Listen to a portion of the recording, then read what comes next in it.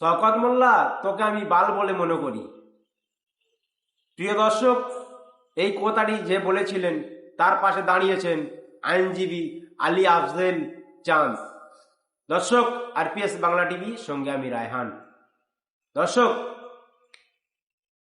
এই যে শওকত মোল্লাকে যিনি বাল বলেছিলেন,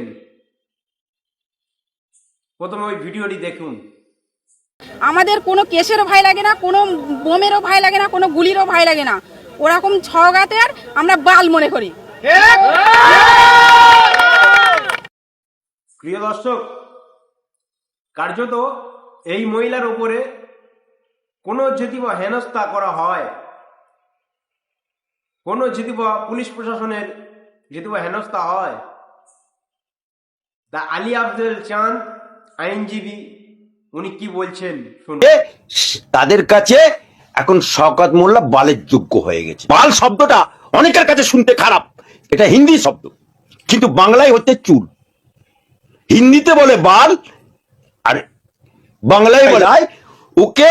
শওকত মোল্লাকে যে মহিলা বলেছে তাকে আমি স্যালুট জানাই, এবং তার যদি কোন রকম কোন পুলিশ বা কোন তৃণমূলের হারমাত বাহিনী এতটুকু টাচ করে, আমি অ্যাডভোকেট আলী আফজল চাঁদ ফ্রিতে তাকে আইনি সাহায্য দেব। প্রিয় দর্শক, এইরকমই যদি আইনজীবীরা সাধারণ মানুষের পাশে দাঁড়ান, সাধারণ মানুষ কিন্তু ধীরে ধীরে মুখ খুলে দেবেন।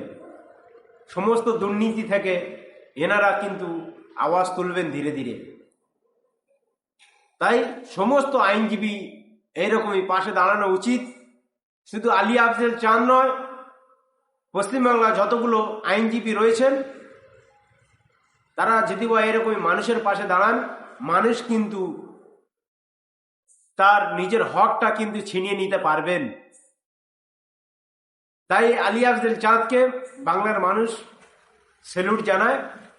এরকমই মানুষ থাকা অবশ্যই প্রয়োজনীয়। তাই এনাকে কে কি বলছেন অবশ্যই কমেন্ট বক্সে জানাবেন। ততক্ষণের জন্য ভালো থাকবেন, সুস্থ থাকবেন। ধন্যবাদ।